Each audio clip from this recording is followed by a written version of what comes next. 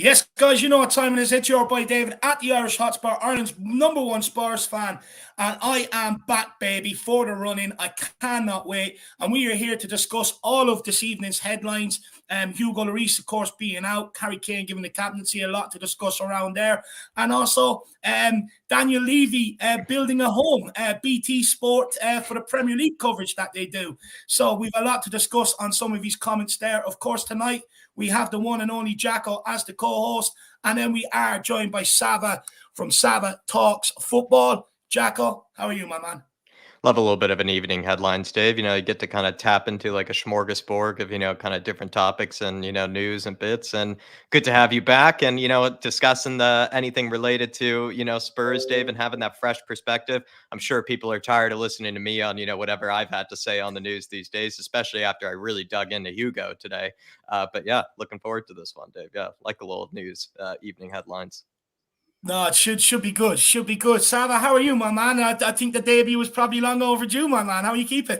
Yeah, good. Listen, I've been waiting on the sidelines. I've been scoring goals for the reserves, and here I am getting a first team debut. But listen, I'm good. I've just done a show with Mr. Box Office, so that's always fun. And yeah, look, happy to be on. Yeah, let's get into it. Let's talk Tottenham, mate. Scoring goals in the reserves. Scoring goals in the reserves, Dave. You know how we don't really treat the youth very well over here at Spurs. So, if he's scoring goals in the reserves and, looking good in the youth academy, it's not good because Spurs don't really have that path, through. So not good for Sava then. Not good. Yeah. No. I'll be something. You're Brian Hill Messi. Box office is enough to drain you mentally as well, although I love the chap. we had a good chat. It was the Harry Kane conversation where people in the chat started going mental. It's not the one where he calls Harry Kane a loser, is it? Yeah, basically. Yeah. So it was good fun. I love Alex. I really like doing stuff with Alex. Yeah. I can't get with that. I'm sorry. Tottenham's greatest ever player. I just can't have it. But look, let's welcome a few people into the stream and then we will get going. Of course, we will be popping Sava's link in the chat throughout the show. So everybody, if you like what the guy has to say, simply just get over there and smash the subscribe. He's hoping to smash 3.5k within 1 year. He's 2 months left to do it. Let's see if we can give him a nice boost here this evening. We've got Dan Davenport. Good to see you in, my man. I hope you're keeping well. Big up T.O. Isaac. Good to see you, brother. I hope you're well, my man. Mick Hermalock says, good evening, Jack and Dave and Sava. Big up, Mick. Good to see you in the building. Vince Vega, hope you're keeping well, my man. He says, have a great show tonight. Look, it's always not good to lose a player on the DL. Forrester will have to step up. He's a solid keeper in Forrester. We trust, of course. Look, we all know he has to step up, and we will get into that in just 2 minutes, my man. We've got Lisa says, big up Dave, Jack and Sava. Big up, Lisa. Good to see you in the building. Hope you are keeping well. We've also got Scooter Reacts. He says, morning, chaps. Big up all and good to see the big man back. Come on, you Spurs. Big up, Scooter Reacts. Good to see you, brother. Dermatron is welcoming Sava into the stream. We've got David Haas says, big up the whole crew. Big up, Davey. Good to see you. We've also got Ellie. She says, THFC till I die, representing. Absolutely love that. Big yourself up. And then we've got Keith Edwards says, nice to see you, Davey. Big up, my man. Good to see you in the building. And then we've got a super chat here from THFC till I die. A big one. Really appreciate it, my man. Honestly, it's too big. Hopefully you haven't left yourself without bread and milk for the week, the basics.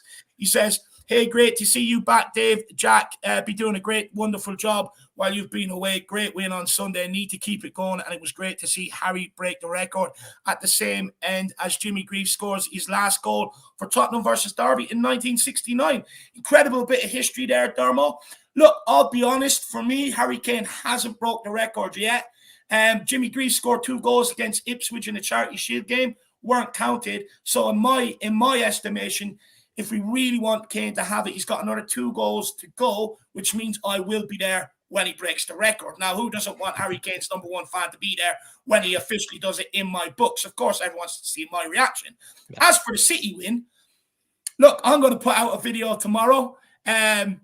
Look, everyone just stay tuned for it. I'm pretty sure I'm going to get absolutely ridiculed for it, but there is method to my madness, and we all know everybody loves a bit of Dave madness around the place, so make sure you stay tuned for that. But the City game, for me, in my opinion, a bit earlier than what it was last February, But last February, that 3-2-1 against City, although we lost to Burnley the week after, or the Wednesday after, it acted as a catalyst for the rest of the season. Can Tottenham now go on another run from now until the end of the season? Now, my theory is, well, you'll have to wait and see tomorrow, won't you? But Jack, anything you want to say to Dermot? I feel like your celebrations of Harry Kane's, record, would probably further authenticate or, kind of make it more official, the fact that he has broken the record. So I don't know. I was also like doing the watch along, Dave. It felt a bit premature to me, kind of giving it to him in the Man City. I don't know if I was really ready for it yet. I was under the assumption it wasn't going to be happening and, they were going to be waiting for you to come back and, all that sort of stuff and, kind of get everybody ready for it to officially happen. But maybe they did the graphics and all that stuff ahead of time and they just didn't want to keep it on hold. They were just too excited to give it to Harry. So it felt a bit premature. What do you think, Sava? Do you feel like, they could have just waited till he, got like 3 extra goals, or do you feel like that was the right timing? Listen, I think it backs up Alex's point, doesn't it? Listen, he's a loser. He's not beaten the record yet. Oh no, I think given I suppose the occasion, it was why they did it, right? It was part of the script. Man City beating the champions 1-0 at home, best win of the season in terms of the most high profile team we've beat. As you said, they had the video ready. Kane gets the only goal. It all kind of fit. I wouldn't have wanted it to be done at like Sheffield United or something. Do you know what I mean? I don't know why. I wouldn't have wanted it to be like in a 5-0 rout of Sheffield United. But hey, it is what it is. And well done to Harry Kane. Yeah, no, congratulations, big man. I know he likes to keep an eye on what Dave does. So congratulations, big man. But look, honestly, just quickly, if people want to hear my thoughts on the City game, I thought it was an absolutely brilliant performance from Tottenham from minute 1 to minute 90. I think, look, the back line, I've given them a lot of criticism this year, but fair play to them. They all had a solid game. Even Ben Davies, especially in the first half, pushed into midfield, turning over the ball in there. I thought that was brilliant from him. Emerson, an absolute outstanding game. Now, I know, look, going forward, there were, look, some of the issues are still there going forward, some of the end product. But defensively, he absolutely pocketed Jack Grealish. In fact, his missus put up an advert trying to sell his hair. He had the whole hair in his pocket, the whole wig. So she put up an advert advertising it for €50. I thought it was cheap. So, he absolutely pocketed Jack Grealish. I mean, Romero's challenge on Haaland where he got the yellow card, Haaland didn't want to know after that. That was absolutely fantastic. I thought Højbjerg and Bentancur were absolutely exceptional in midfield. And then, of course, Son, I thought he looked good, breaking runs forward. He's looking back to his best. And, of course, I thought Harry Kane was at the top of his game. So it was a brilliant performance all around. And it's one where, for me, it shows a bit of camaraderie. I've no doubt they've done that for Antonio Conte because he wasn't there. But it also sets a bar now that we should not fall below between now and the end of the season.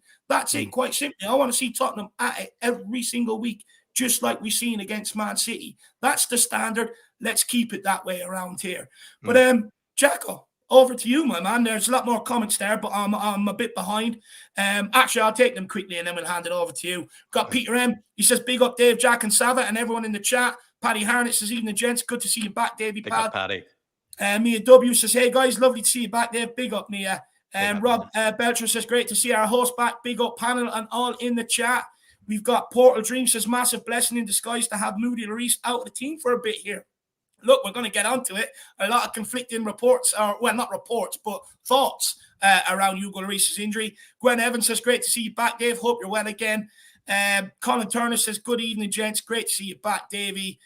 Peter Spillane is with us. He says, big up, Dave. Nice to see you back. And Sava on talks a lot of sense. Do you know what? He actually does. I think I find Sava to be very, very reasonable with his views, to be honest with you. He has no problem criticizing where it needs to be criticized and no problem praising where things need to be praised. It's a bit like myself, really. I'm a bit like that. He does speak a lot of sense. And he says, big up, Dave. He says, big love to the panel. Then we also have Dean Salter. Spurs need nasty bastards like Bentancur and Richarlison to add a bit of steel. Throw Romero in there. I think he's the nastiest of them all, if you want me to be brutally honest. I wouldn't like to meet him in the dark alley after pulling his bird in the nightclub, I can tell you that. So he says, big up, everyone. Welcome back, Dave. United Spurs of America, big up, Jacob. Good to see you. Shamu Van Spurs, good to see you as well. I hope you're keeping well. Same as Colin Turner. We've got the oxymoron, Slim Boy Tubbs. Great job as always, lads. Come on, you Spurs.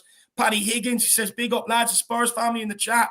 Proud of the performance against City, and it's been a while since I felt like that. I think you speak for most Spurs fans there, to be honest with you, my man. An absolute bore says, hello, gents. Big up, absolute bore. Good to see you in the building. But Jacko, over to you, my man. Let's take it away. Let's take it away. Sava, just a quick little kind of warm-up question. Antonio Conte has or is returning to the UK. His flight from Italy, where he was, kind of recuperating from the surgery, has, his recuperation is over, it looks like, in Italy. And he's, sadly returning to, the very cold UK. Do you feel like, he's going to still have some sort of influence maybe in the training this week? And I know you're a bit of a Conte skeptic, or, you have your criticisms of him. So have you been a bit of a fan of Stellini ball, while he's gone? Stellini ball. Yeah, it's a thing. It's a thing, isn't it? Stellini ball. Listen,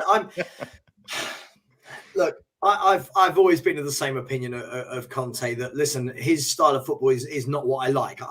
That's not just him at Spurs. That's just wherever he's been. That's just me in terms of what I like as a football setup.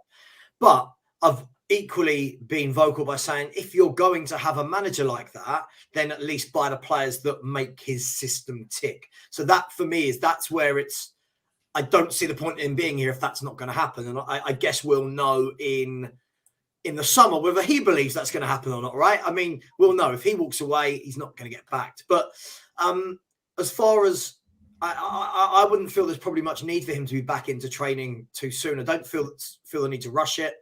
We're not playing till Saturday, is it 3 o'clock? I think it's a 3 o'clock kickoff, which is strange. I wouldn't rush it. Just give him the best possible time. We've seen what we can do without him. I wouldn't rush him back. It's like rushing back a player from injury. No need to do it. He's got about 400 staff that work for him. Let them do it.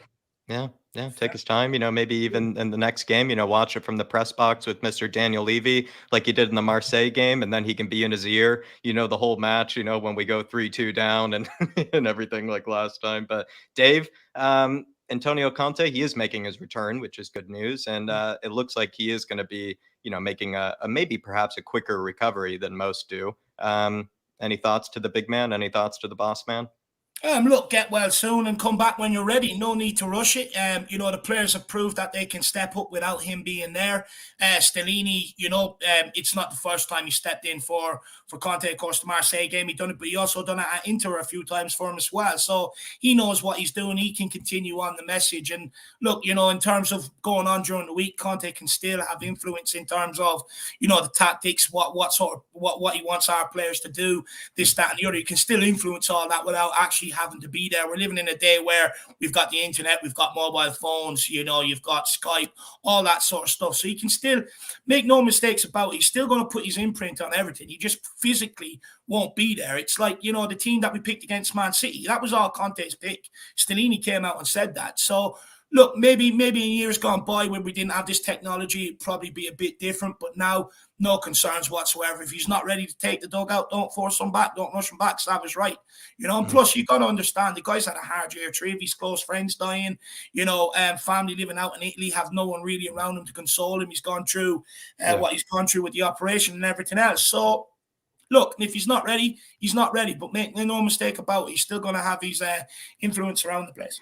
He's not one of those Nuno types either, I think, Sava, where he's, constantly sitting on the sideline, like rubbing his beard hair or anything like that. Or he's, not like Eric Ten Hag, where he's, drawing on notepads, on the bench or anything. He's a very animated sort of coach too. So I think he would really need to be kind of fully back to himself. It's not like, he could risk it if he even he could in fact probably risk another injury if he's gonna risk himself, because he's very animated on the sidelines there, Mr. Antonio. Another super chat from Ellie here, and she says Højbjerg played out of his skin versus Man City, my player of the match, and he assisted your man David Harry to make it 267. I have been the Vikings ultimate PR lady. Sava knows as well that I have great banter with him today. LOL. I must be honest, Sava, get ready for it. I'm a huge, part of the Højbjerg PR department. I'm probably one of maybe Ellie's secretaries, maybe in the Højbjerg PR department. I thought he had an absolutely immense game. But to be honest, to be fair, I felt like he kind of needed it. He didn't really start off the 2023 too well. It felt like since his return to the World Cup, he was looking, nowhere near the levels that I thought he was before he had gone into the World Cup. Before he had gone into the World Cup, he had something like 3 goals and 3 assists or whatever it was. Like, I forget what it was. He had flying form, but felt like 2023, it wasn't really Højbjerg's year by the looks of it. But I don't know. I thought he had a smashing game against Man City. What are your thoughts on the mighty Viking? Do you know what? Right, listen, I think that the difference is, and David will know this, you know, from being in groups with me. I'm not one to wax lyrical about players needlessly. I think we give players too many superlatives, and then there's nowhere to go from that. Do you know what I mean? Like, it's when every player is called world class, and then when you expect them to do world class things, you get told, big up Sean, you get told that, you know, then it's not only down to them. Listen, I like Højbjerg. I've got no issue with Højbjerg. Every team needs a Højbjerg, right? Love that. He's good at what he's good at. He's limited at what he's limited at. But this guy will run through brick walls for you. Mm-hmm. I've got no problem. I even said on the show with Mr. Box Office a bit earlier, he would almost be my pick for captain, if I'm honest. Yeah. Because he's going to play week in, week out for Conte. We know that, right? We've seen that. Many thought that Bassoon was going to come in and we wouldn't see Højbjerg as much, but it's been the complete opposite. I just don't wax lyrical about players. I don't, you know, like, you don't need to be a part of the PR department. There are already plenty of people, right, you know. Yeah. He's a good pro. I'm guessing he's going to be a brilliant influence in the dressing room. I bet he's brilliant at training. The guy celebrates tackles. Do you know what I mean? Like, I've got nothing against Højbjerg. I just don't go overboard about him. But yeah, he's a good player. You spoke about players though that fit, right? That fit Antonio. You need players at Spurs that like Antonio Conte likes, that fit his sort of bill. I feel like maybe what the benefit of Højbjerg is that he seems to fit kind of the Jose and Conte kind of, like, I don't know how you put it, that sort of like dogged kind of alpha male manager kind of attitude. Like, he seems to kind of, you know, fit that kind of, you know, mentality to a degree. You know, yeah, of course. Yeah, look, we know what he is and we know what he isn't, and I'm guessing he knows what he is and what he isn't as well. But look, every manager has played him religiously, right? The guy plays week in, week out. I've got no problem with him. I really, really don't. It's just I'm not.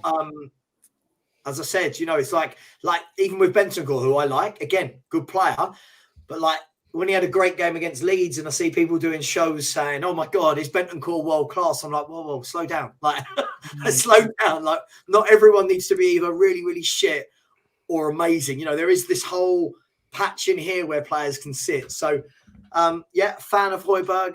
He does what he does. Yeah. I do like to get ahead of myself, and I am part of the Højbjerg PR department, so don't, you know, get too mad at me at any occasion. Shawnee, good to have you. How are we? Hi guys. Yeah, I'm I'm good. I was super exhausted earlier when Dave initially reached out and said, "You want to be on?" I was like, "Mate, no, I can't. I'm not sure I can do it today." But then I just come off of We Are Tottenham TV. That was a prearranged thing. And then throughout that little hour and a half, talking about certain things, getting in debates, it riled me up. And I was like, you know what? I want to come on and talk about Tottenham some more. So I'm here. I'm back. He's gone back for seconds. Good to see Saba. How's everyone doing? Yeah, I'm good, man. I'm good. Good to see you, though, Shawnee. Good to see you, my man. Thank you for coming on. I appreciate it. We will get getting into yours and Saba's favorite subject in a little while, Daniel Levy. So don't worry about that, guys. But just quickly on Højbjerg, I just want to say on Højbjerg just quickly that the problem we've got with Højbjerg is he's rolled out every single game. He's rolled out far too often. The guy very rarely gets a rest. And that's where you see some of the inconsistencies come into his performances. And that's then when you see, you know, fans starting to question him, because the guy's not a robot. He can't put in an 8, 9 out of 10 every single game, 2, 3 games every single week. I think that's where, you know, some people's maybe thoughts come into Højbjerg. Is he as good as we say, or as we think he really is? But I think if we were able to rotate him a bit more and, you know, rest him a little at times, I think you would see a lot more consistent performances from Højbjerg and a lot more solid performances, Jacko. Yeah, I agree with that. And I'll be honest, like, I haven't seen the Højbjerg, or, you know, I know it's a bit of a cliche, but the Viking, you know, version of himself at all really in 2023. I really haven't seen that version of himself until that last performance. And I think maybe that also had to do, it felt like a bit of a tactical change. Felt like we were just pressed up a bit higher. I felt Eric like we were Dyer playing coming out. Eric Dyer going exactly from right, turning helping us out from a Bentancur 5-4-1 and into a Højbjerg. 4-5-1. Eric Dyer stepping up, mate, into the DM role, allowed Højbjerg to push forward, press forward. And we It saw just a little maybe, bit of the unleashing mix. his chains a little, allowing him to be a bit more expressive. And often, with Højbjerg being a bit more expressive, Sean, I think that allows him maybe to be almost like Romero. He gets to smash more, he gets to press up more, and he bullied Rico Lewis, so many occasions. And it just felt like maybe the shackles perhaps were taken off of Højbjerg. But I don't think that's an excuse either in the same breath, Sean, that I don't think he really was playing all that well in 2023. But as a member of the PR department of Højbjerg, and as under Ellie's Højbjerg staff, it was really good to see that performance for sure. For me, yeah, I appreciated it. I thought that Højbjerg, I take what you're saying. I think he's been poor. He was poor against Fulham. He was poor against in the 2 games before that. Brentford and Arsenal. I forget the specifics, but he like going into the latter stages of 2022 into the start. Agree with you, Jack. He was rubbish. On Sunday, he stepped up, and I think it was in no small part by having those shackles unleashed. He got the wiggle room to move forward a little bit more, both on the ball and off the ball, and press in different ways. And then we've seen him do it for his international team when he's allowed to move forward with freedom. He can actually participate, and he got the help from Dyer, like you said, which is maybe what he needed. Maybe what he needed. I just want to say quickly, Anthony Ferrin has had a newborn baby boy, so congratulations, my man. And I don't really know what to say. I'm awkward on these types of things, but congratulations, Anthony. Hopefully things go well for you, I presume. But big up, my man. Congratulations, mate. Anthony. Congratulations. Good man.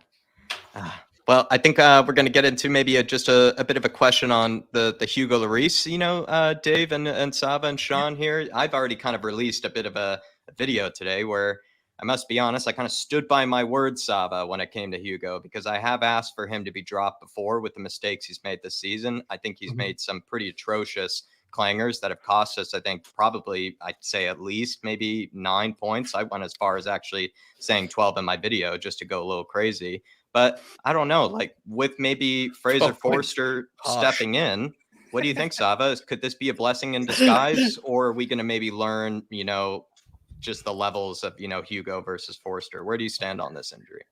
Do you know what? If we were having this conversation 2-3 years ago, then you sit there and you go, "Oh my God, the drop off is huge," right? But this is the thing: the Hugo Lloris we're seeing isn't the Hugo Lloris that we've known and loved at this club for what must be a decade now, or just over a decade, or whatever it's been.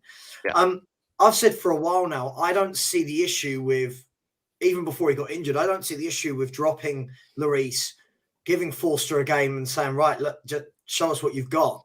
And look, Lloris has made so many mistakes. Even if Forster did make a mistake, so what? Hugo's doing it every game. So look, for me, look, neither of them are the future. I think we all acknowledge that, right? On some level, we know that neither of them should really be starting in goal for Tottenham Hotspur next season. But hey, listen, people are talking about Fraser Forster like he's never played Premier League football, like he hasn't played Champions League football. This is an experienced guy that when he has come into the team, I don't remember anything glaringly obvious that I went, "Oh my God, you're terrible." Yeah. So I just also feel like it's been the basics that we're talking about, Sava. Like the mistakes Hugo has made are like kind of like basic errors. And you'd feel like if you're a Premier League standard keeper, you would back them not to make that mistake. And that's where I've kind of gotten to. It's kind of regardless of Hugo's service, regardless of Hugo as a servant to this club.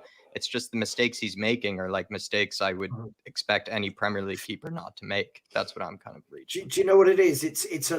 I said this earlier. I said, we're very emotional, us Spurs fans, and we're very loyal to players that have been here for a long time. But I do feel sometimes that actually clouds judgment of reality. We did it for years with Dele Alli, where people wanted him to keep, is this the turning point? Is this the turning point? It's like, it's been years. We had it with Lamella for 8 years. You know, Aurier was here forever. Sissoko. It was like, you know, I still see now people going, should we bring Ndombele back and give him another chance? And it's like, oh, you know, we hold on. And look, Hugo's been a great servant, hasn't he? I mean, he's been a great servant. He's been a great goalkeeper for us. But unfortunately, the errors that are creeping in are, as you say, real basic ones. The real, you know, back to square one of goalkeeping. So I don't see it as a big issue. Forster coming in, but what you do know, right? You boys know this, right? We're all old and ugly enough to know this, right? Well, at least I am. The moment Forster drops a ball, the moment Forster makes a mistake, it is going to be, oh my God, he's the worst goalkeeper in the world. Yeah. If Lloris was in goal, he wouldn't have done that. You know, we're going to get all of that. Yeah, of course. Yeah. Of course. So, I doubled down though, Sean. Stuff, I doubled down on it, Sean. I actually said to somebody, I said, well, as long as Forster doesn't make 2 errors that lead to, you know, us losing a North London derby, and as long as he doesn't hit it out of play every single game when he has a basic pass to him, and as long as he basically doesn't lead to 4 errors leading to goals conceded, then I'm pretty sure Forster will play better. Like, you know, it's kind of hard. I felt like it's hard to top what Hugo has sadly done. If that, you know, 100%.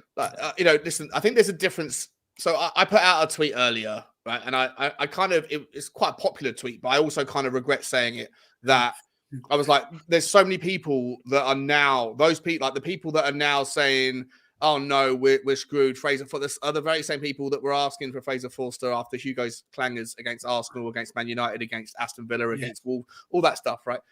But I feel like that's probably reactionary on my part. There's a little bit of a difference between wanting Hugo to be dropped, but have Hugo off the bench, versus having Fraser Forster in goal and having Brandon Austin on the bench. Yeah, that's fair.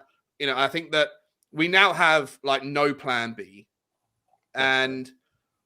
but I'm at the same time very open to it. I've always said that Hugo Lloris is a fantastic reaction, instinctive goalkeeper. The less time you give him, the less mistakes he makes. If someone's 2 inches away from him, he's probably going to save it. But if someone plays a back pass into him, and that you've got a smart manager who's told the forwards to press, chances are you're going to give away a chance, an unnecessary mistake. West Ham did it super well, and this, you know, the examples I could give are almost endless. The problem is that we don't have any plan B now, and if Fraser Forster gets a little bit nervy against Milan, or a little bit nervy against Leicester, and I don't know, like Harvey Barnes breaks through or something like that, and Foster jumps out and then trips him, gives away a penalty and gets a straight red, then we're in like massive problems. Yeah. But just as a straight swap idea of like, do I worry about Fraser Forster being in goal versus Hugo Lloris? Not at all. But what I do worry about a little bit on hindsight is just not having now anyone behind Foster who can come in a worst case scenario where something happens. Sean, have you seen what all the talk is today? That apparently it broke earlier that we're trying to. Yeah, Ben Foster. Ben Foster's coming in. I'm glad you said it. I can't. He's a YouTuber like us. I know. Yeah. But listen, if you were to hire him, not with the intention of playing him, but to put him on the bench, who would you rather in goal against Leicester or against AC Milan on the bench in the scenario where Fraser Forster does a clanger? Do you want Brandon Austin to come in, or do you want Ben Foster to come in? For me, probably. I feel like our goalkeeper age combination. Josh Keeley, young Irish guy. He signed from St. Pat's last summer. You think is he ready? Is he ready? No, he's not ready, but he's good with his feet. He's not ready. He's not ready at all. Look, I hear you, Sean. It's a freak accident though, of 2 of your goalkeepers. So it's a red card. It's a red card away.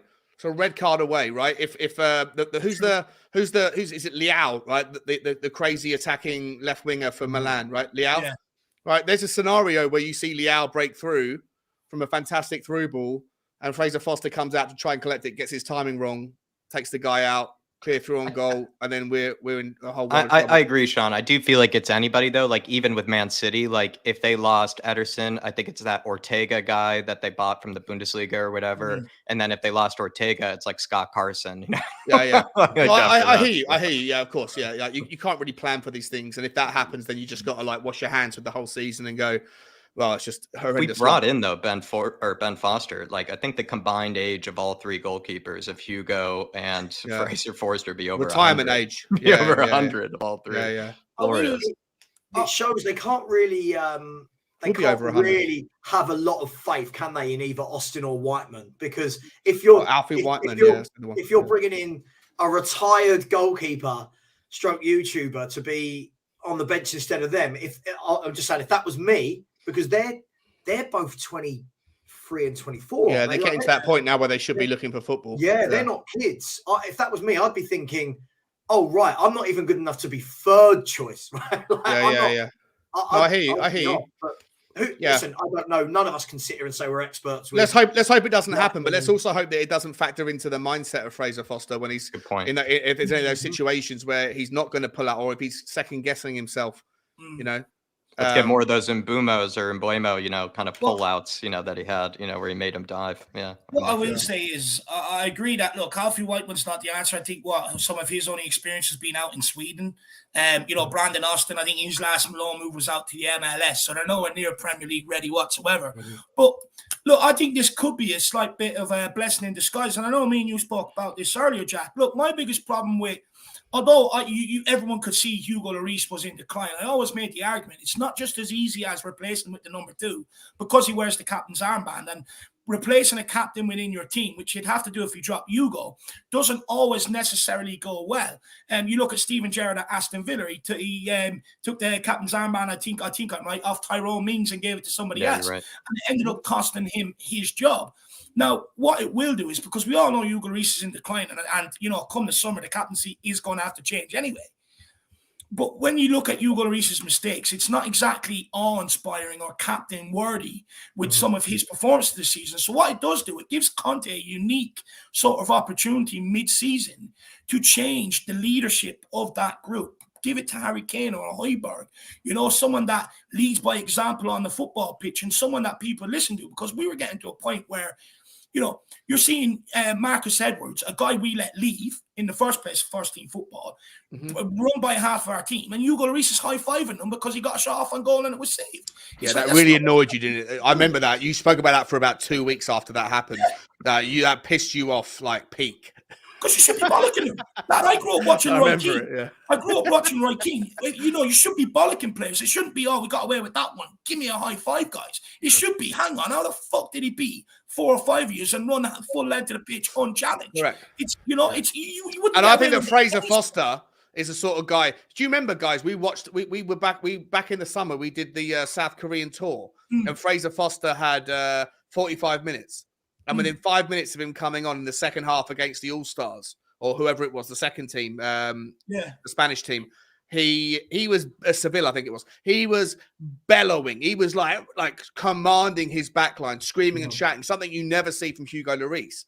And so maybe, just maybe, Fraser Foster's got that because he's 19 foot tall and he's got shoulders like airplane wings. He wouldn't speak back to him. Maybe he's got that presence where he can organize the back line, which is important. I can't believe I'm about to say this, Sean, but maybe, just maybe, someone like Eric Dyer might benefit from someone telling him the truth the whole time. Shouting, screaming, organizing. Because when I look at Hugo, he doesn't do what I expect the captain to do. And when he's so far back, sometimes it's hard to get hold of players. You can only really do it from set pieces. Get hold of the player and bollock him. Apart from that, you're looking to send through messages through Eric Dyer, who, look, let's be honest, he could barely play a game in Connect 4, let alone remember some of the messages that are sent out to him from you. He says absolutely fuck all in 19 languages, Yeah, and this is the problem. So what I do think, it'd be interesting to see, if we do have a new captain, can this team do any better? Can it be more inspired? Someone holding people to account on the pitch in the heat of the battle. It'd be interesting to see what effect that has on the team. Now, look, I do agree with Sava. Look, Kane, for me, I think, look, he's a natural born leader. He leads by example. Ajax at halftime, the second leg when he was out, he came down, he gave the team a good speech at halftime. So it's clear that these players will listen to Kane. But also he leads by example. So if he's playing well, they've got no excuse, and he can hold them to that standard. But Højbjerg is another one I'd be looking at. I've seen that guy bollock Kulu after a goal celebration, after we've scored. You know what I mean? I love the guy. I absolutely love what he's about. And for me, if it's not Kane, give it to Højbjerg. But I'll be honest, I'm kind of glad that we are going to see a new captain. I just think it'll give a bit of freshness around the place, fan base, to the squad. You won't be saying this, David, when he puts Sanchez in against Leicester and makes him captain. Well, this was my other fear. El Patron. That was my other fear. I was like, you better not give it to a shit player and just give them more encouragement to stay. I mean, I found that hilarious when I put on the teams for that FA Cup game. I was like, why is Sanchez captain? Like, surely the captain's armband will go to someone that plays week in, week out and is good at their job, right? But Sanchez. I was looking at it on Google, Sava, and I remember actually refreshing just to make sure that, the C, maybe just, didn't lag or something like that, just to you make thought sure. the C stood for something else after his name. To be honest, I wanted to go down to my local DIY store and start running through patio doors. I was that fucking angry when I seen it. It was absolutely ridiculous. Dark Sun G here saying, glad to see Man United losing to Leeds at the moment. Now we get to see Forster back in action. I'm also curious about who will take over the captain's armband for the next 6 to 8 weeks. Should we get an answer from all of us here, Dave? It's been confirmed. It was confirmed that it was Harry Kane. But I think the question is Jack, is there anyone else that, like, some people would argue that Kane's not really a leader, he doesn't really shout and scream, which you would take as a fair argument. So I think the question would be, is there anyone else potentially you would look at to give that captain's armband instead of Kane? For me personally, concentrate on scoring goals. For me personally, I think what makes like the ideal captain is that they have to be able to be, like you said, that guy that can command others, that people listen to, that they respect, that also has no problem raising his voice and letting people know, to stay switched on, to stay focused, but also needs to be a leader by example. Like, you can't just be a pointer. You can't just be a talker. You need to also lead by example and not make, atrocious errors or not make, any silly bonehead decisions that lead to your team getting cost. You need to be kind of both, right? You need to be that commander, but also that leader by example. I feel like Højbjerg is often, that commander, like easily that commander. It's just like, I think almost all the time he can be that leader by example. But like I've said before, if I were to, maybe balance it out a bit in 2023, he hasn't been that leader by example, until that Man City game, basically. So it's kind of a tough one. Whereas Harry Kane, for me, I feel like is a leader by example. I mean, probably the best leader by example we have, but he doesn't really come off as the most like commanding type presence where he's like screaming at others or anything. So it's a tough one for me. I don't know. What did anybody else think? Sean? Yeah, for me, if it's not Kane, and I take both your points. I think Kane does lead by example, but not by vocality. I think that if you're looking for someone that kind of has a little bit of both, because there is a balance that you need, then it's not Sanchez, to Saba's point. And if it's not, it's not Dyer, it's none of those people because they make too many mistakes. It has to be Højbjerg. I don't know if Bentancur speaks English enough to be able to do it, but I think Højbjerg has earned the right to be commander-in-chief on a temporary basis. And so, yeah, I'd say I'm happy. It's okay for Harry Kane to be the guy. Like, it's fine. He comes deep enough to be involved. I don't know whether there's an impact, though, for that responsibility that he's never had before. Is that going to distract him a little bit from other responsibilities? But if it wasn't him, it would be Højbjerg all day long for me. If you had the choice, if you just had the choice outright, Sean, you would give it to Højbjerg maybe instead? Yeah, I think so, yeah. Yeah, I think I would as well. What would you say, Sava, if you had the choice? Yeah, I mean, I think that Kane's the obvious choice because he's Kane.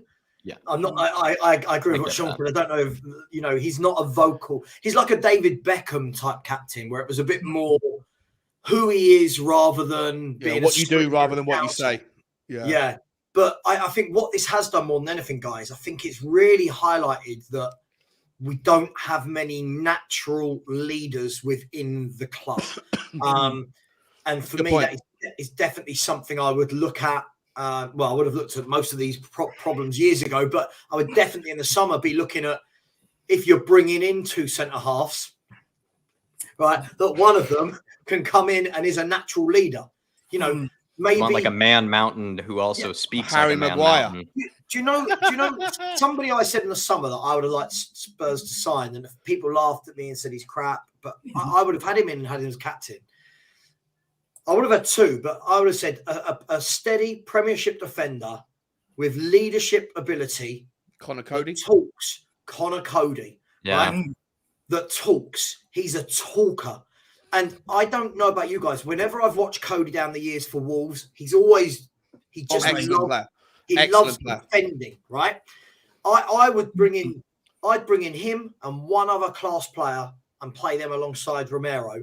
And for me, he's your talker. He's the one that sits in the middle and he's like, you go there, you go here.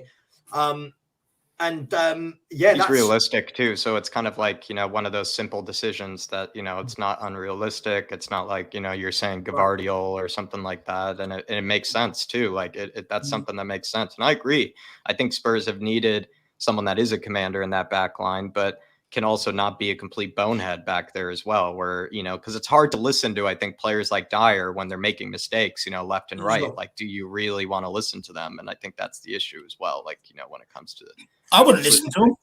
Stability, right, guys? Like, don't get me wrong. Look, would I love a Vardial and a Bastone? Of course, right? But there's that level of reality that goes with it that you watch. Some players just love defending. They might not have sexy names, right? They may not be at 60, 70 million, but you look, Tarkowski, another one, loves defending.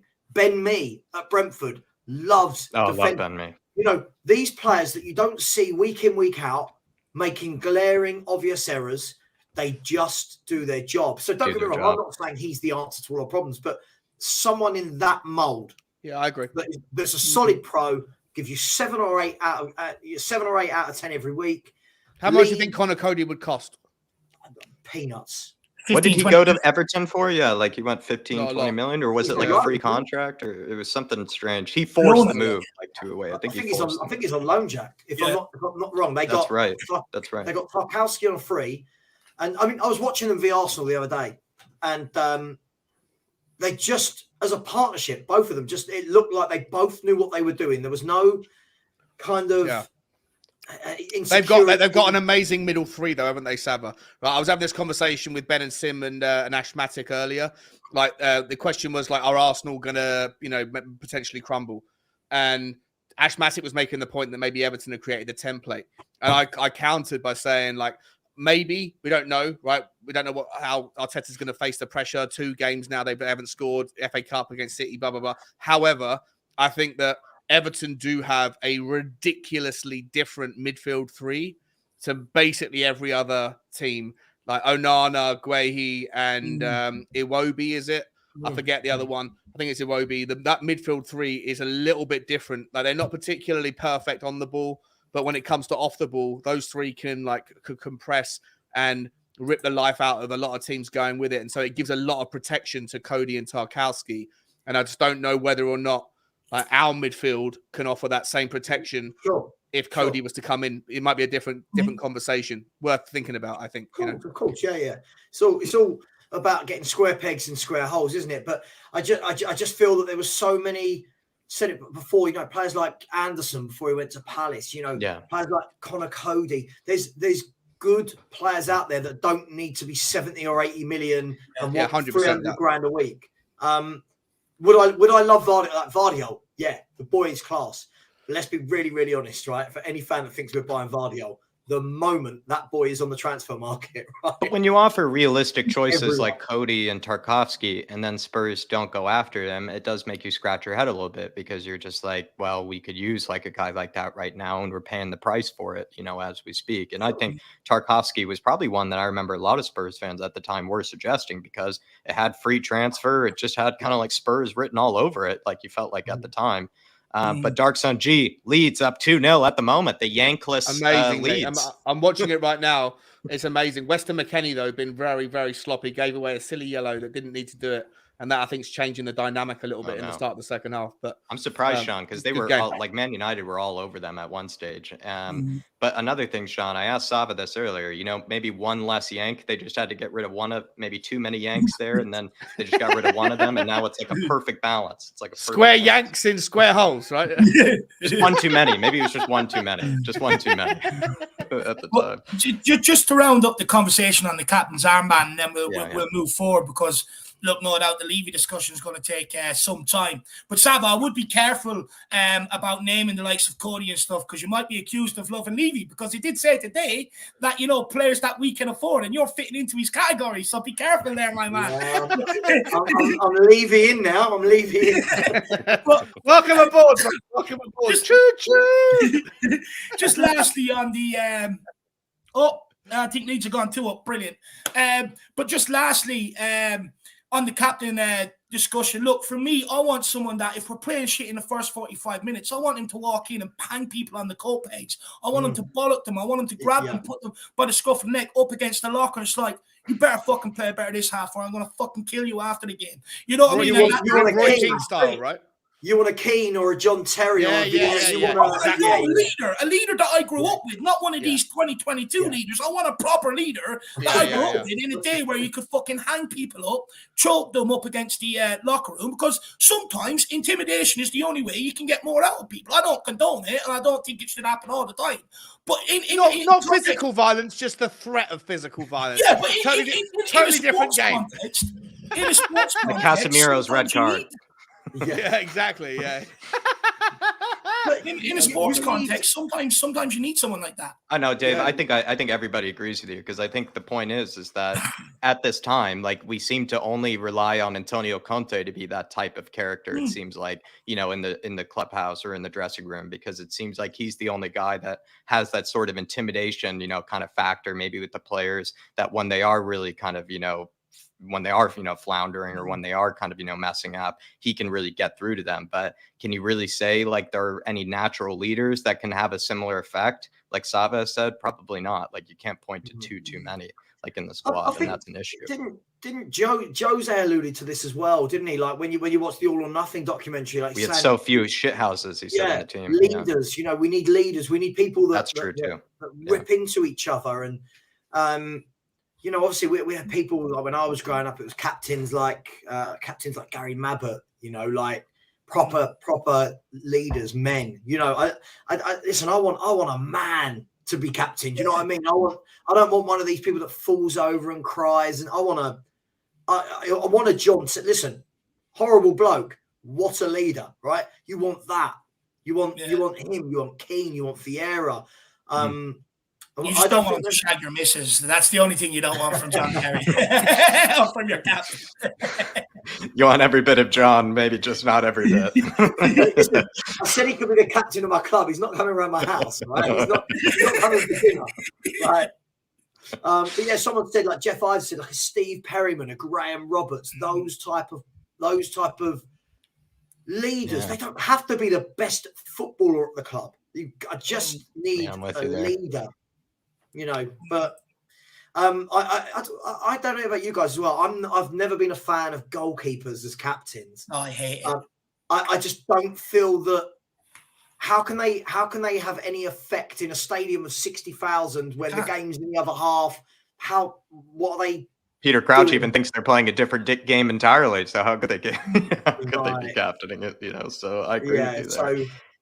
But they even, if they're going to be if a goalkeeper is going to be a captain, just quickly, I feel like then they have to be like a Pickford, where they just have to be annoying, like, and just like one of those guys that just like you do hear him constantly screaming, and you do just get like a bit annoyed with him, to a degree, because I feel like that's what probably makes, Pickford maybe more of a captain than others, is that he probably just doesn't shut up really regardless. And so they kind of just give him the captain's armband because of it. And I actually wish Hugo was more, as much as I don't even like Pickford very much, I kind of wish he had more of that sort of kind of Pickford, relentless, kind of energy, as well. Because if you are going to be a goalkeeper, kind of captain, I feel like you got to be maybe more like a Pickford then, to a degree, where you're just kind of relentlessly in people's ear and relentlessly, keeping the, your back line in check, to be fair. So that's what I like about Pickford, at least. Ellie's saying, I've never called Højbjerg world class. Yes, every team needs a Højbjerg. That's the best thing you've ever said. If you want a job in my PR team, Sava, it pays £100 an hour. Oh, I'll take that. I'll do that. That's a decent salary, that is, mate. I'll take that. Thank you very much. I'm the vice president. If someone's going to pay me £100 an hour to just go around calling Højbjerg world class, I'm all over it. It's got to be a bit more clever than that. You got to Listen, I'll do it for £95 an hour, Ellie. You can't say fairer than that. Let's speak to me first. Sean, You got to be a bit of a Gordon stat Paratici merchant, pays though, too, me. Sava. You got to be a I've bit of just a been stat offered nearly merchant to like Højbjerg. You know, you got nearly to include some £1,000 a stats. day, and Sean's trying to undercut me by £5. I can't Well, believe it. it's a competitive market, mate. You know, you got to figure it out. Ellie's got too many. She's got too many bidders. Too many bidders for the job here. Manchester United back in the game, Jack. Manchester United, they just equalised. Oh, not equalised. Not equalised. Sorry, they've just got their one back. Yeah. Rashford, he's on fire this year, isn't he? Oh, Rashford. He's he's a new animal this year. He's a new animal. Big yourself up, though, Ellie. Yeah, it's very generous. It's more than what Paratici pays me. I mean, I wouldn't mind 100 quid from Paratici. But big up, Ellie. Really appreciate the support, my dear. And look, you know me and Jack will keep carrying the flag for Zinedine Salzburg. Brandon Troller says, if Forrester flounders, do we give Alfie a shot? Look, I'll take this one, Brandon. First of all, Alfie Whiteman is a wannabe Jonathan Woodgate. This minute I seen him in the Europa Conference League that time, he wants to be Jonathan Woodgate. It was the spitting image. But look, he's not the guy. He's not the answer. He's just nowhere near it. I think his last loan spell was out in Sweden. I mean, for fuck's sake, give me a pair of oven mitts and I'll go out to Sweden and play in goals. You know, honestly, it's not really that hard. For me, he's not the answer, and it just, you know, circumvents is probably the wrong word. Trying to be clever and be on Sean's level, but I'm not. But it probably just, you know, shows how much we just need to get the number one sorted this summer alongside the centre backs, my man. But, I think even Alfie is not the answer. Honestly, the guy, half the time his hair is in his eyes. I can't have it. I'm sorry. He's actually gotten rid of that. He dyed his hair, like he bleached it by the looks of things. So he actually got rid of that problem, you know, to be fair to him. Dark Sun G says, no, I think it's Magnet. What's his name? Their goalkeeper? Mike Magnet. No Magnet for Milan and no Lloris for us. Very interesting. On this, isn't their number one that they're playing at the minute? Doesn't he have problems with his visions? I think he does. I read that somewhere. The guy genuinely has a problem with his vision. That's why he's been like their number 3. But he's in goals for them at the minute, and they're conceding goals left, right, and centre.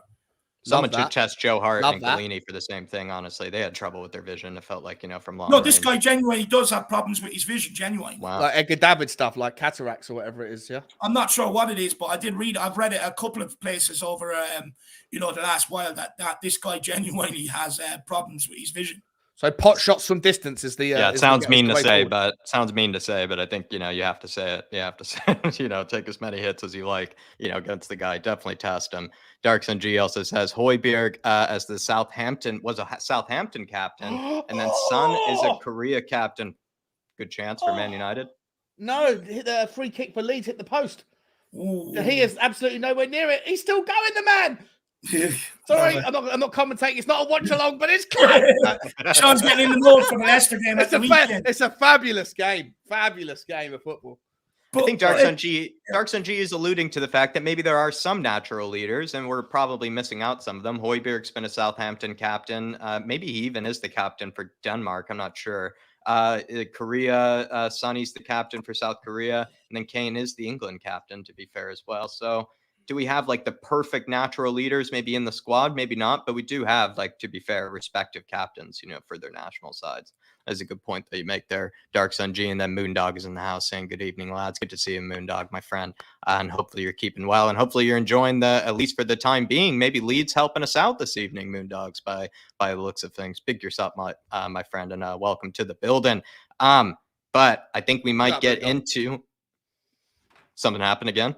No, I'm just saying, big up Moondog. I love Moondog. I love everyone, but Moondog is a legend. Big up legend. Moondog. The Moondog is. I think we're going to get into the Daniel Levy stuff, guys. Get kind of dirty and, you know, kind of get right into it here. And so I have kind of, you know, sort of a quote maybe prepared on this one when it comes to Mr. Levy. Let me just pull it up here. Just give me un momento, please, everybody. We have this one when it comes to Mr. Levy. He has come out in a recent, I believe it is, a Premier League feature called Daniel Levy Building a Home, which is a bit of a shithouse title. And he says, I think when you are involved in football, the one thing is when we all want to win, not everyone can win. It is very difficult. We are not in control of what happens. And every time there's a game, all we can do is give the manager the best players we can afford. Sava, first question to you here. Do you agree with the first part of his statement that he's not really the one actually playing out there on the pitch? So, you know, sometimes the results really are kind of actually out of his control. Or do you disagree? You're on mute, Sava. Oh, come on, mate. Sorry, I have no idea why that went to mute. I'm so sorry. I would look. There's always a degree of that, right? Because the owners don't play the game, but they don't. But there's always the argument as well of, well, look, the tools that are on the pitch are provided for by the owners. However, as listener, I like to be honest about these things. I feel that the managers can get things wrong as well, and players can mess up, and I feel that sometimes we have to look there as well. But listen, this statement for me is he's spot on, right? Not everyone can win. He's spot on. That's true of any club. Not everyone can win every year. I think the thing that most people will have the biggest issue with is going to be that last sentence right there, isn't it? It's the players we can afford. And that's the big thing for me. Can I actually ask you a question on that end part then, Sava? So like the part where he says, all we can do is give the manager the best players we can afford. Do you feel like that's a blatant, contradiction, right, to the answers he gave to the supporters trust, where he admitted that they had actually gotten recruitment wrong in the past and they were actually trying to actively fix that? So I feel like that's a bit of a contradiction then. Yeah, Sava needs a cap. Yeah, I'm not as cool as these boys. Look, listen. That statement that came out from the club the other day. I saw a chat. I think Sean, you were on it on United Spurs of America the other night, and I agreed with what you said. Let's be really honest. No matter what this man had said, he would what the club released. We weren't going to win. Somebody was going to find fault in everything. But having said that, I do feel that winning could have been mentioned a little bit more in what he said. Sure. But we've got to remember that Daniel Levy wouldn't have been the one who wrote that statement, right? This came out of his mouth, right? Let's be fair. They're not going, Daniel, don't forget you need to write us some responses to the Tottenham Hotspur Supporters Trust, right? That's shuffled off to someone in an admin office somewhere, and then the PR team have gone, yeah, that's all right, that's enough, that will keep people happy. But look, I feel it's dangerous when owners come out every now and then and talk and say things like that. It's dangerous because the fundamental for me is, can we afford better players than what we've bought? And I would suggest the answer is yes, but then it opens up the wider conversation of, we've spent money, but spent it poorly, blah, blah. You know what I mean? So this is a never-ending. Have United scored, Sean? Yeah, 2-2. Oh, I was going to say either that or my point was really not to Sean's taste. There. Sorry. Look, there's so much to this statement, Jack. There's so much to what he's just said there. But as I said to you two off stream before Sean joined, when those accounts are released in the next, I don't know, Sean's been telling me they're coming for about 3 months, but when those accounts are released in the next month or two, whenever it's released, and people see that we've made a profit of 160, 180, 200 million, whatever it is, that sentence at the bottom is going to come back to bite him in the backside. Just show Sean the numbers, please. He needs to see them. Yeah, I've been waiting for months, mate. I've been waiting for months. I've got my notepad. Look, here's my notepad, right? It's usually somewhere else, but it's been waiting here.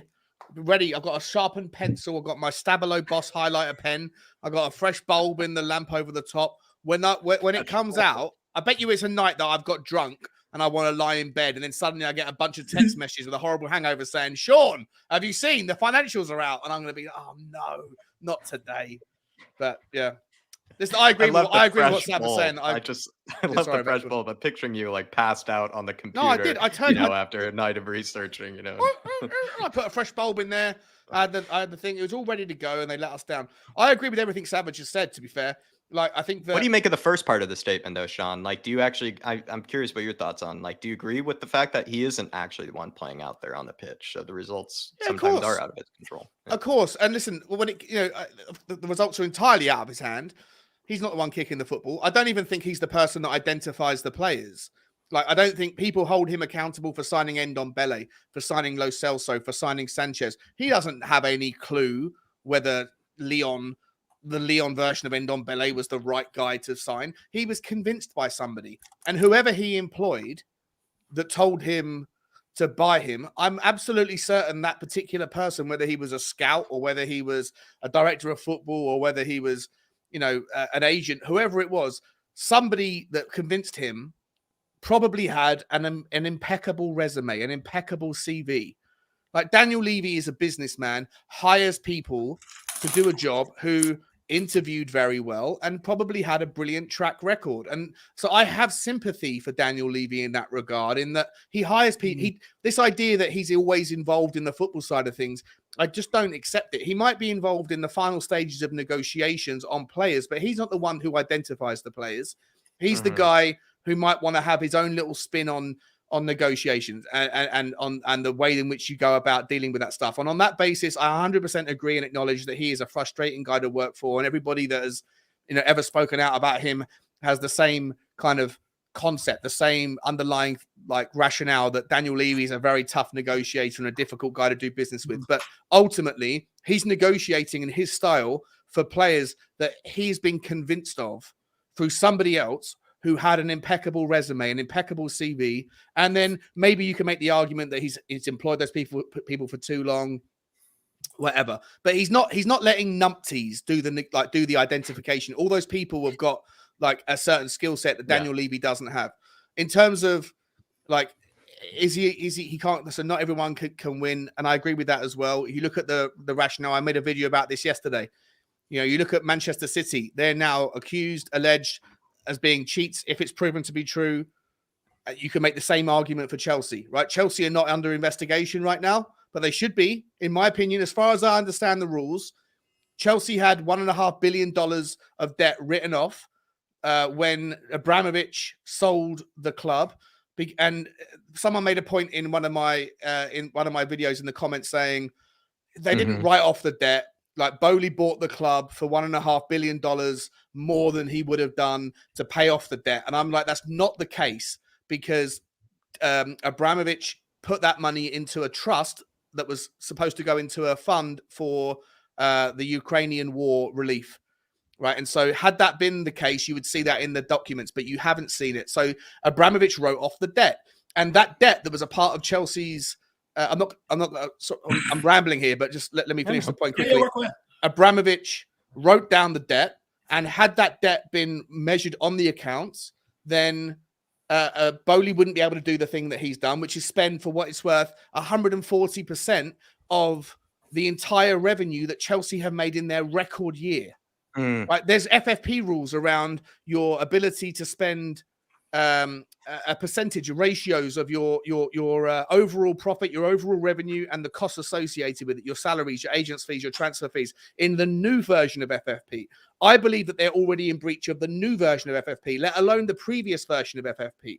So to me, like, whether or not Chelsea get investigated, because you can't necessarily hold Bowley's feet to the fire for the misdemeanors and misgivings of the previous chairman. It's like saying, you buy a house and they uncover that there's human remains in the garden. Should the guy who currently owns the house be charged with murder for the person who was? Probably not, right? So I get that they might get away with it. It doesn't mean that they're without guilt. To me, if you've had 42% of all of the trophies that are available to have been won in the last 21 years being won by at least two teams that have cheated, then I think that you should give Daniel Levy and Enix performance a little bit more sympathy, if the reason why you hate them so much is in no small part because they haven't won as many trophies as you would have liked them to have done. Bearing in mind that the away from Ryan Mason as well. I mean, the dice have been loaded, the tables had a steer, the game is rigged, right? And to me, he's not in charge of individual games. He does what he can, but I absolutely 100% agree with Saba when he said on the last sentence, which is the key one, gives the players the best that we can afford. Affordability is a subjective thing. If he is somebody, and if you read those Tottenham Hotspur Supporters Trust questions and the answers that they gave, the key word that was most persistently found throughout that entire report was sustainability. And the other thing the other trend was that they are proud of what they've done. They don't agree with people that call them out. They think they've done a good job, and that they are going to continue to find diversified streams of revenue because they are not going to jeopardize the sustainability of Tottenham Hotspur going forward. And so what's affordable to us is different to what's affordable to people like Todd Bowley. Just before I let in Dave, Sean, just really, really quickly, do you feel like that last little sentence there is also a slight contradiction maybe of what they kind of did say, though, in the Supporters Trust? Because in the Supporters Trust, they did say, at least admitted to wasting, or at least, not spending, money on the transfers correctly. And they said they're trying to revamp the scouting department and stuff like that. So if he's saying that we gave the best players the manager can afford, unless I'm being like kind of, being really particular here, it feels like that's a bit of a contradiction. I'm not sure it is, right? Because I think, like I said at the start, I think there's a difference between buying the players that we can afford versus buying the best players, right? He's admitted that he has made mistakes, or they sandwiched their response. The only fault that they acknowledged was that they have wasted money, or that they've, that the problem is that they've spent money on players that haven't worked out, and there's consequences to that misspend in that it affects what you can do next year. But they sandwich that with a hell of a lot of other things that they're proud of.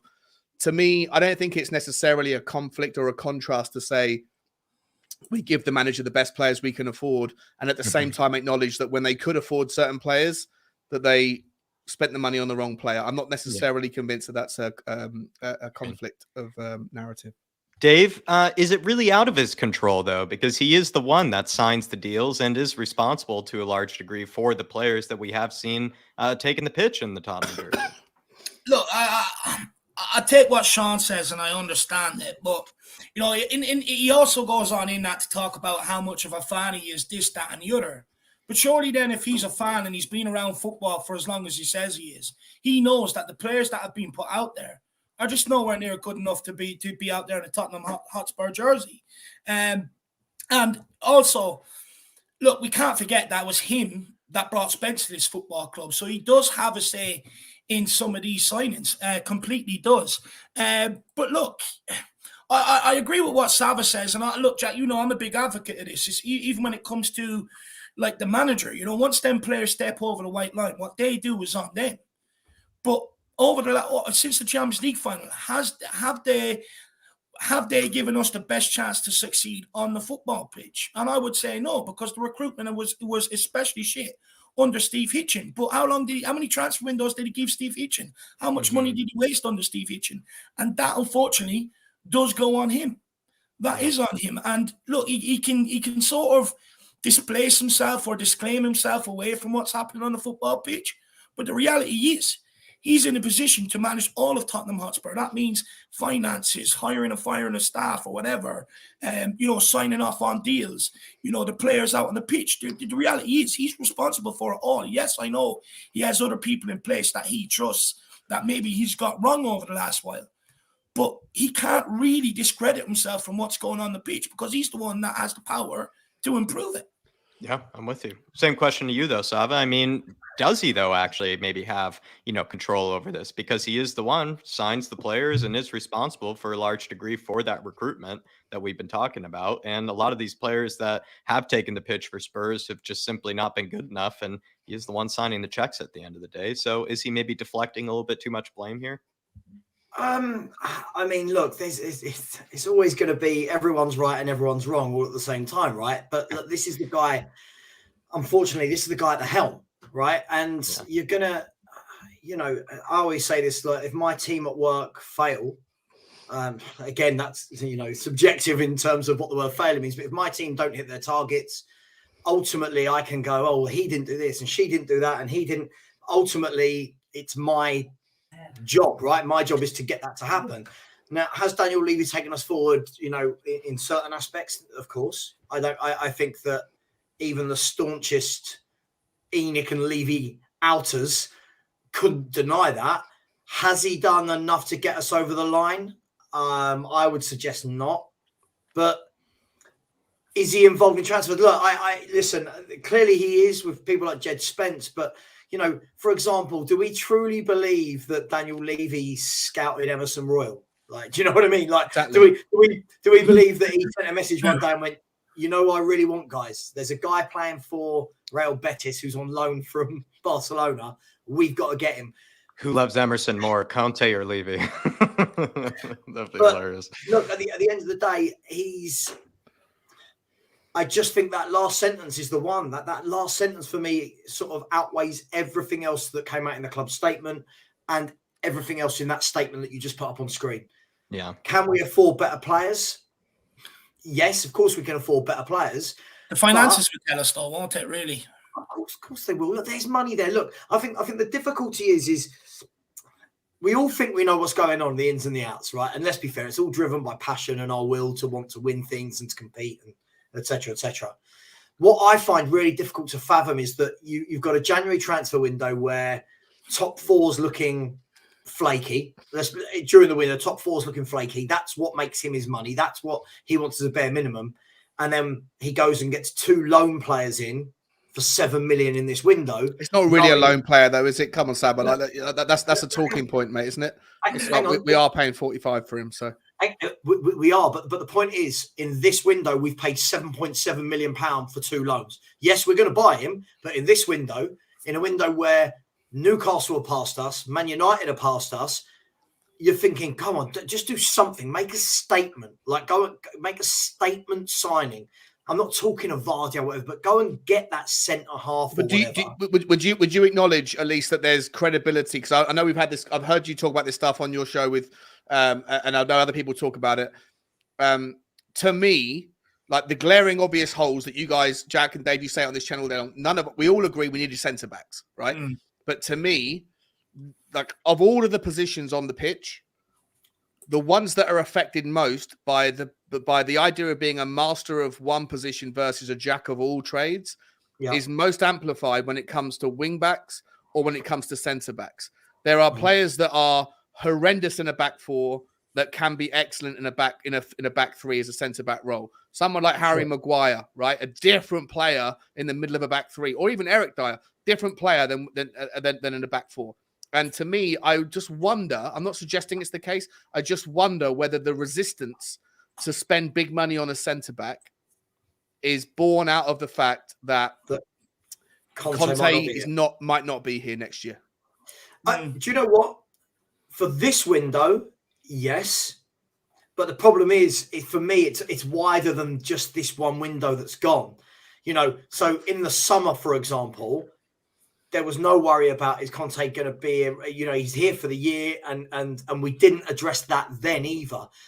Look, it's difficult, right? It's difficult. I think a lot of this could have gone away if we had got in a centre back. I know that sounds silly because just one signing, but I think if we had gone out there and got a centre back, plus you'd got Porro, and they've both been chucked straight into the team, I think a lot of us would sit back and go, okay, cool, there you go. You've bought the manager that plays wing backs, a centre half, and a wing back. Go on, Conte. This is now on. It'd be hard to complain. Right. I'm with you, Shana. Yeah. I look at it all a little bit differently. I think you're going into the summer, you're having to beef out that squad. We knew the amount of games that were coming in quick and fast in the first part of the season. So, and with all the injuries we had, if we didn't sign some of them players, we would have been rightfully fucked. So, I know there's arguments that some of the signings haven't come to the fore or whatever else. Then January, you're looking at it. I mean, what centre backs? Sabani, the Ukrainian, fair enough. But outside of that, what real centre backs can you get in here that's going to solve your issue? So my only thinking behind it is that they're waiting for the summer because they're going to go big on that position. Yeah. I understand what Sean is saying where he talks about are they maybe holding back because they don't know what Conte's future is. Could be an element of that, but I don't agree with it because it's been a long outstanding issue, long before Conte got here, and it'll be here after Conte leaves if they don't sign a centre-back. So it's actually a club issue, not really a management issue. But sorry, Dave, what I would say, mate, is that like we signed Longley. That was clearly like the news came out in like late September. I did a video on it that Longley is not going to be signed. Not going to be like he's going back to Barcelona, right? So he was clearly a stopgap until maybe we don't know, maybe we're speculating here, but essentially Conte or whoever have identified, probably Bastoni from what I've read today. Contract negotiations are not going so well with Inter Milan. Like maybe they weren't ready to sell him then, but they were ready to sell him in the summer, and Bastoni's the guy. right? He's the guy that's gonna play that left side of the centre back. But you've got Longley in to play that role until next summer. And then when it comes to the need to replace Eric Dyer, as I say, like I think that maybe we would have gone big because it's different. Like a left-sided centre back can probably fit into a back four, but if you are looking to get a specific guy for the central centre back, and then Conte's not here, like I think that there has to be a little bit of like I don't think it should be just like give it like a little bit of I'll tolerate the concept, maybe not. I think it has more credibility as a talking point than we're giving it credit for. That to go out and spend money on a central centre back that is an incredibly specific role, almost the difference between a right wing back and a right back. I think the central centre back is a very specific role that doesn't necessarily translate. And had Conte made his ambitions clear in December and said, "I'll be here, I'll sign. Just go and sign me a Kim Min Jae. Go and sign me a De Vrij. Go and sign me somebody." If Conte said, "You go and sign me a monster centre back that plays in the middle of the three," I'll sign a contract. But he didn't. And with Conte not committing, I don't think Daniel Levy wants to buy a player that is the master of the middle of the back three.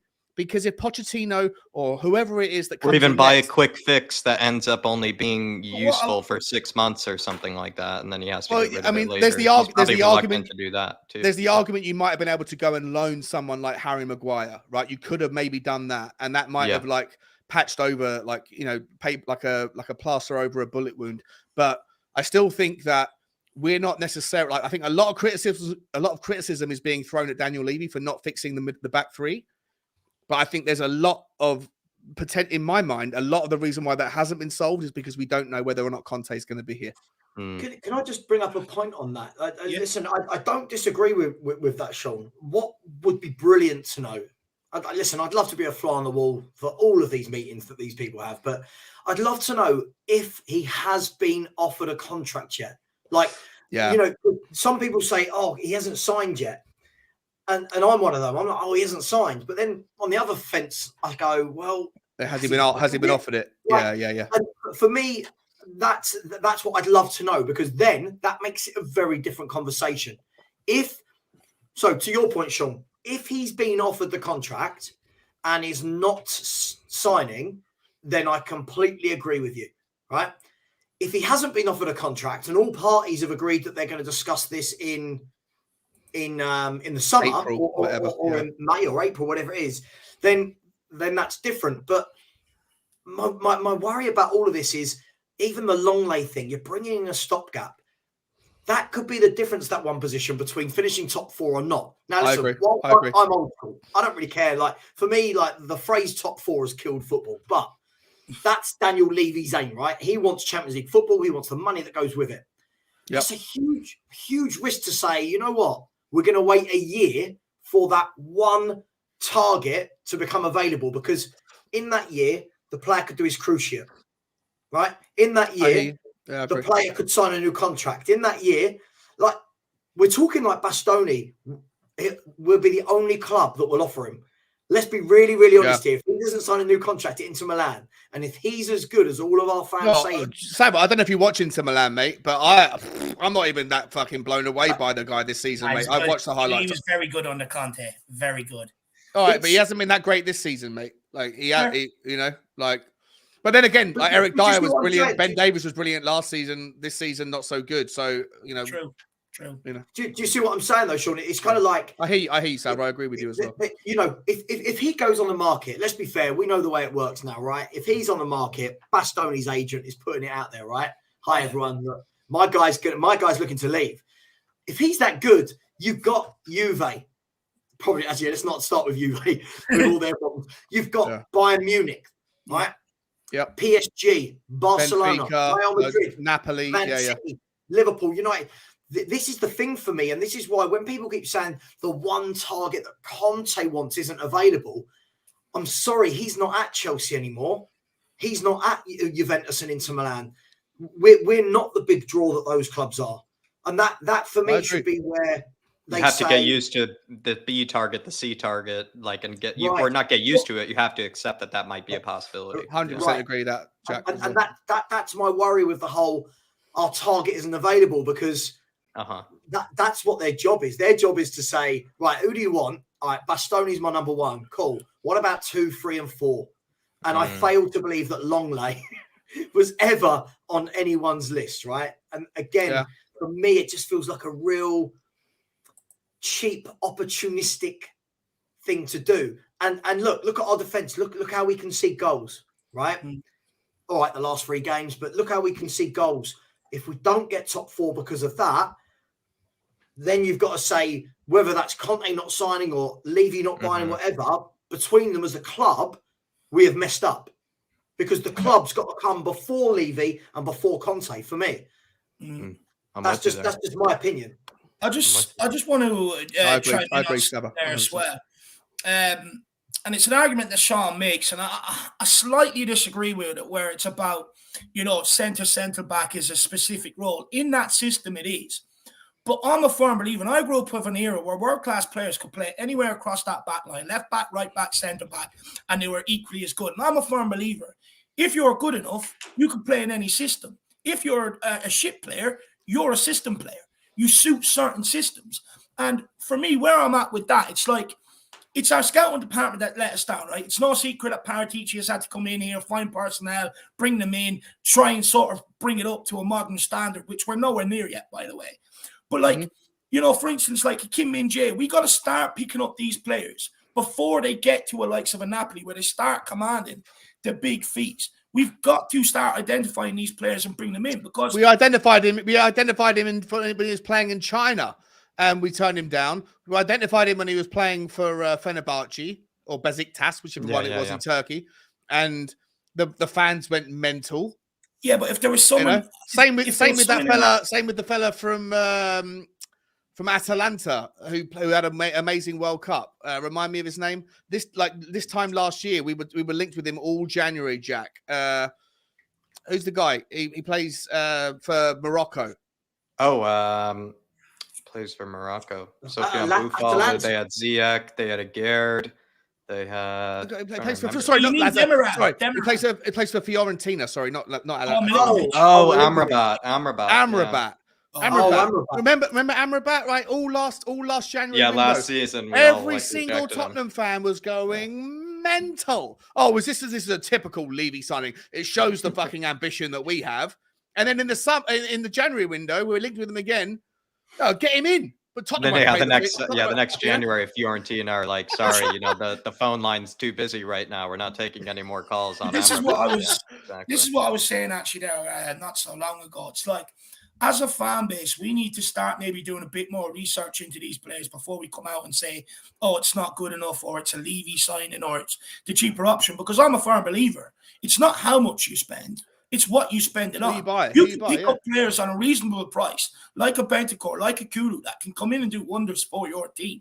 Now, obviously, when you're talking about the world-class players, the more you spend, the better player you're getting. But look, back to the centre-back. Stop pissing about with it and fucking get it in, because our defender is kindergarten. It's embarrassing. It's absolutely embarrassing. I think Ben Kaufman put it in there earlier. I think it's the third most goals we've conceded in the league. It's absolutely mind-boggling. That should not be the case at a club like Tottenham Hotspur. And I don't care whether it's for 3 at the back, a 4 at the back. I don't care. Just get in a centre-back that's good, that knows how to head a ball, that knows how to position himself, positionally-wise, and that can play a bit of ball, and he can play any fucking system. Looks like actually Leeds are going to have Man United dropping points here. Come on. 2-2. Come on. Feeds into the narrative of my video tomorrow. Even with the Leeds. If I wasn't a Tottenham fan, I'd be a Leeds fan, Jack.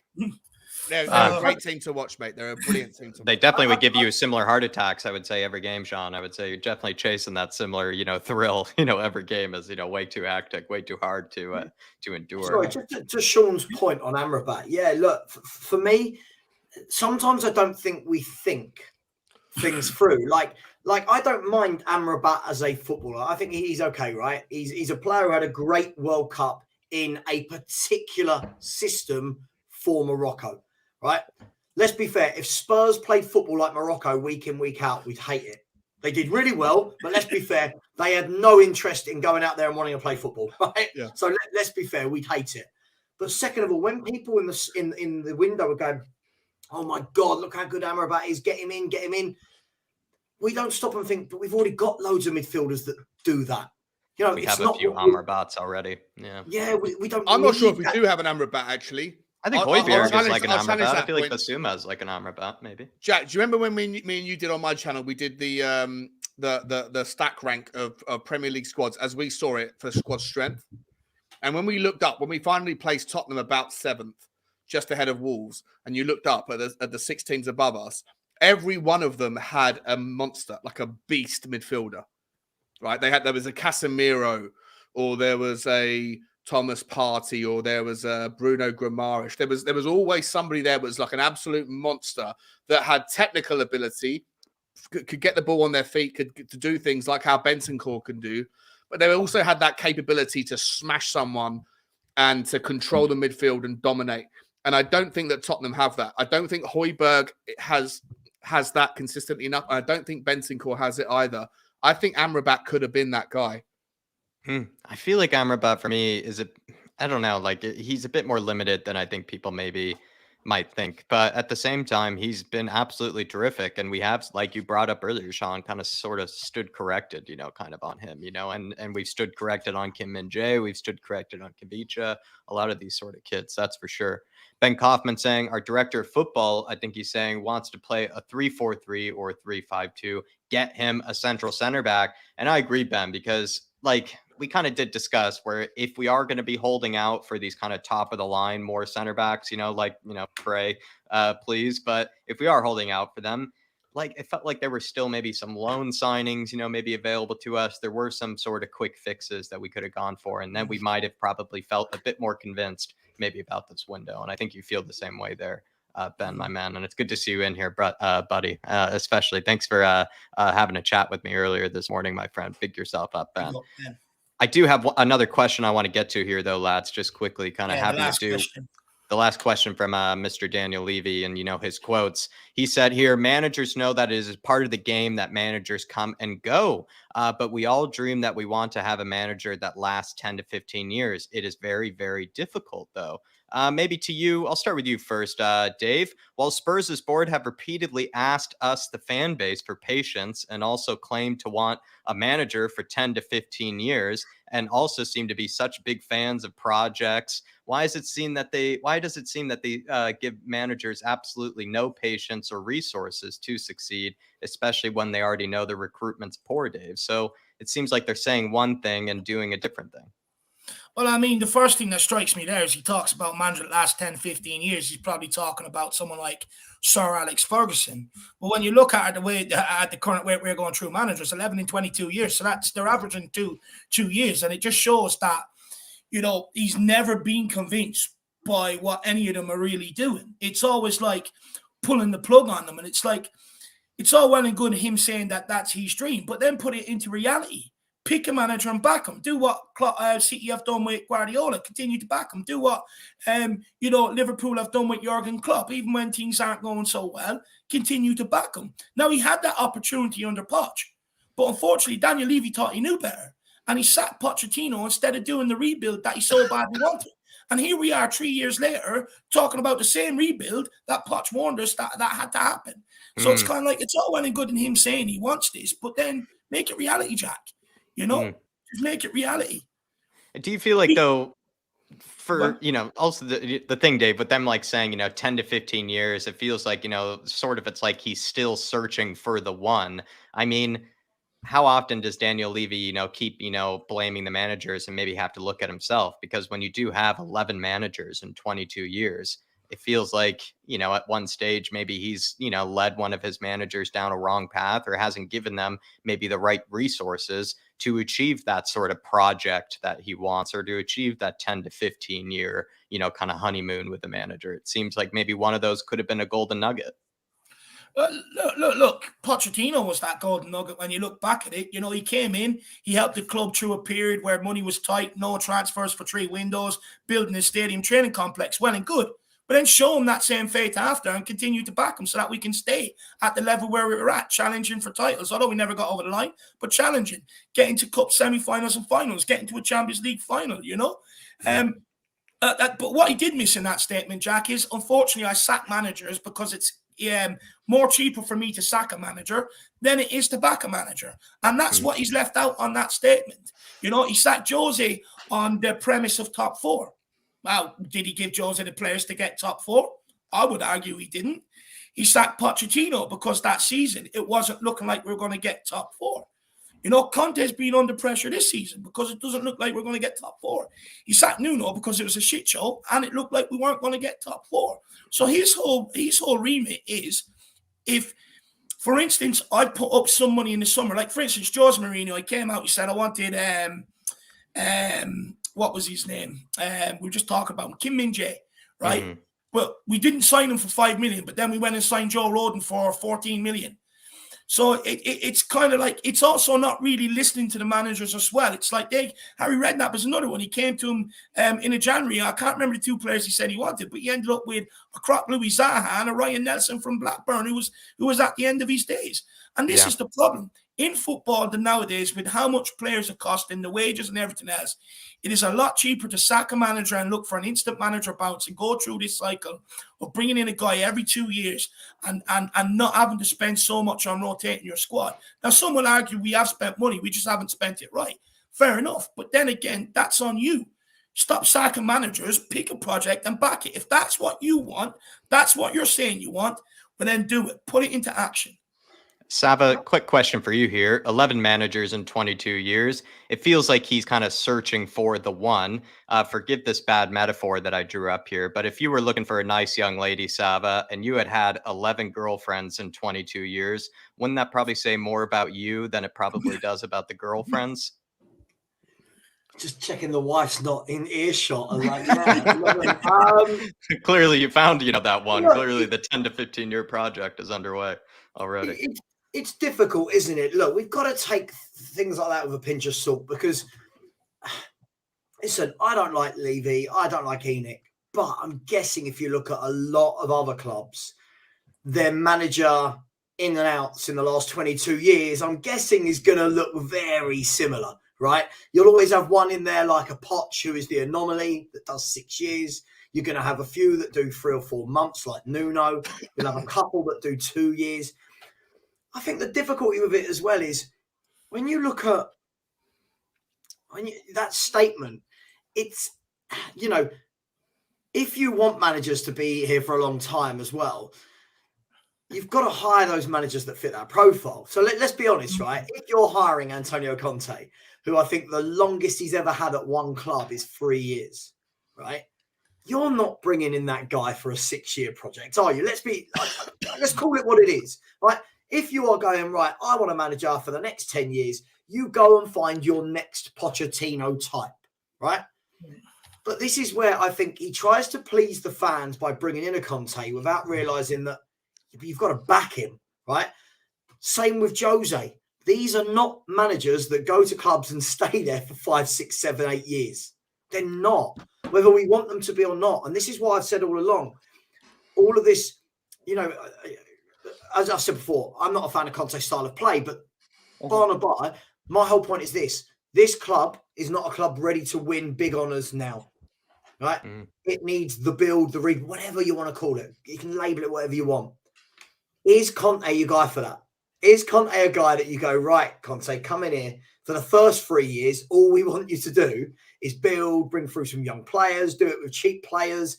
He's not that guy, right?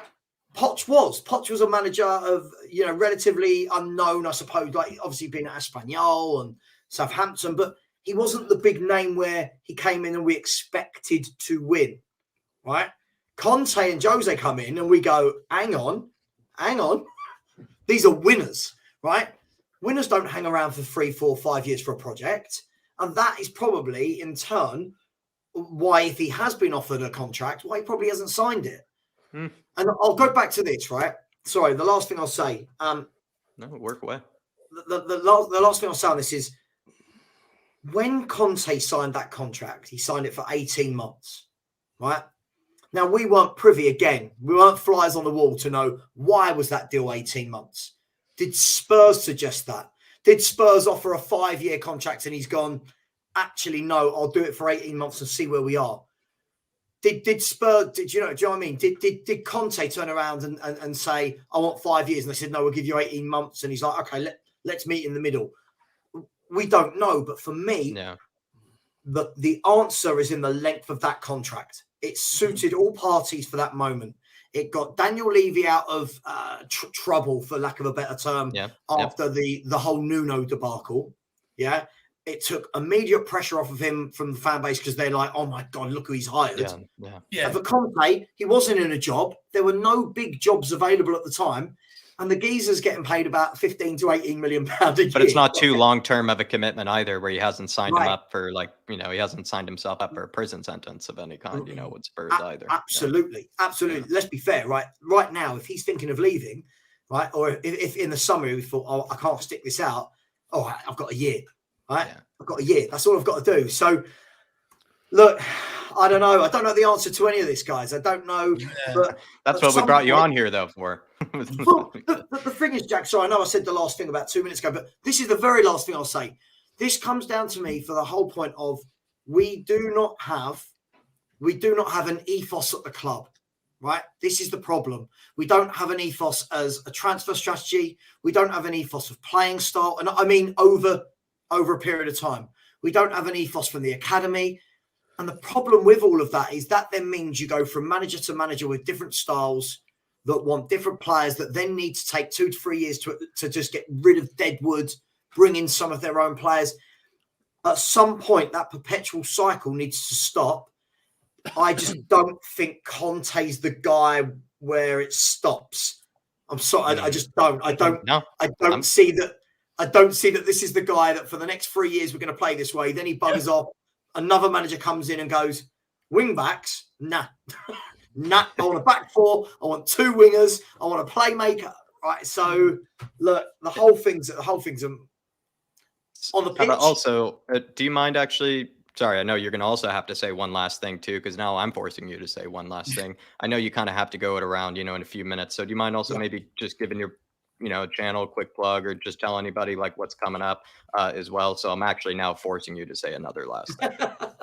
That's fine. Yeah, I do need to jump in 60 seconds. Yeah, look, Savage Talks football, obviously Spurs, but do a few little other bits as well. Like to dip my toe in to see what's going on at other clubs. Have fan phone-in shows. Just try and get lots of different characters in, Levy out, Conte in. I like the spice of life. Gets a bit heated sometimes. Me and Sean can attest to that. But I will welcome anybody on, and you can find me at Savage Talks Football. Thanks for coming on, my friend. Thanks for coming on. It was a good pleasure. No good debut. No worries. I do have to go. I do have to go. No, big love. Thank you for your time this evening, my man. I appreciate it. And everybody, Sav will be on every Thursday as well. A bit like what Ben and Sean do every Tuesday. Sav will be on every Thursday as well, doing shows here. So, Sav, thank you for your time this evening, my man. I really appreciate it. Cheers, guys. See you, man. See you tomorrow. Shawnee, what's your thoughts on it all, my man? We'll get your thoughts, and then we'll look to end off because Jack has what did you make of my metaphor, Sean? Cauliflower dish needs to go. Yeah, I have a date with a cauliflower later. Sean, what did you make of my metaphor of it's like the girlfriends thing, right? Where it's if you were looking for a nice young lady to be the one, that's what Daniel Levy seems to be claiming. He says we all want that manager to be there for 10 to 15 years. It's kind of like he's searching for that marriage. That perfect manager. If you have had 11, managers in 22 years, kind of feels like maybe you missed out on maybe a golden nugget, or maybe you already missed out on the one potentially. My brother, right, married a South African girl. She was still his wife to this day. When I first knew her, when I first met her, I was in my 20s. I was in good shape. I was going out tuning birds, chirping birds every day as an investment banker. And one day I was having a conversation with her, and she said to me, when are you going to settle down, Sean? When are you going to meet the one? And I went, I meet the one every night. But then the next day I say goodbye. Right? And she was like, no, but seriously. And I was like, well, look, I get bored. Like after 5 or 6 dates, I realize that these girls are no longer familiar and I move on. And she was like, yeah, but how do you know that they're not the one? And I was like, well, how long are you supposed to give them? Like, if at what point? She's like, well, you should give them more than 5 or 6 dates. I'm like, well, how long? Is it 20 dates? Is it 50 dates? Is it a year? Is it 2 years? At what point do you... Is it 6 center backs? Is it... At what point do you draw the line in the sand? And she said, well, look, after 1 date with my brother, she thought my brother was cool. After 3 dates, she thought he was a dickhead. After 6 dates, she thought he was whatever. They went on holiday. After 10 dates, she looked at him snoring on a sun lounger and looked at him and went, I love this guy. He's going to be the man for the rest, man of my dreams, or whatever. And I've never got that far. And I think Daniel Levy has never got that far. Right? I don't think he's ever necessarily dated a girl, or in this case, a manager, long enough for them to be marriage material. And I think that Pochettino was probably the guy, the girl, whatever. Right? That could have been the thing. That was the one. And I think there was rocky times, right? They went through their first rocky relationship. They'd gone through their honeymoon period, and then they had an argument. Pochettino had an argument with him, and she was looking for more. She was looking for more commitment. They couldn't kiss and make up. They couldn't kiss and make up, right? And then he's dated 5, 10, wherever it is, 5 managers since, and none of them have really connected. And he probably looks back at Pochettino and thinks that was the one that got away. But Pochettino hasn't moved on either. He hasn't married. He hasn't married a club, right? So maybe there's like a still chance. love struck. Maybe they're still love struck. Maybe they'll eventually, maybe like there's something where Pochettino's going to see that Daniel Levy looks at his DMs or messages him, whatever. I'm done with the analogy, but you take my point. Terrific work, Sean. I was going to say. I was working away there. Yeah, I was trying to work away there with the analogy. To me, I think that Pochettino is the one that got away. I think that eventually at some point he will come back. But I think that before that happens, we have to get through this period, and Daniel Levy has to figure out whether or not he's willing to put the ring on it, and the ring has to be big enough. And by that, I mean, he has to give Pochettino a big enough transfer budget to, consistently to be able to, for everybody, for the fan base, for everybody to unite behind a methodology of playing good football that is somewhat based on youth development, that is somewhat based on the ready here and now players, and that is somewhat based on patience. Because Pochettino's not that guy. Oh, sorry, Conte's not that guy. Conte is the sort of bird that wants a nice handbag every week. And if he doesn't get that handbag, he's going to have a problem. But then a new one the next summer as well. You understand, right? So I'm going to move away from the analogy, but I think Pochettino is the one that got away. I think they're the kind of childhood sweethearts that were meant to be, and they're going to end up being together. And I think that's when we're going to find our success. But at the same time, you have to recognize that we're competing in a different era. The financial, the fallout of what's happening right now with Manchester City, there's one element, there's one area of my mind that is finally FFP, the noose is going to start to tighten and get around the necks of teams like Manchester City and hopefully Chelsea.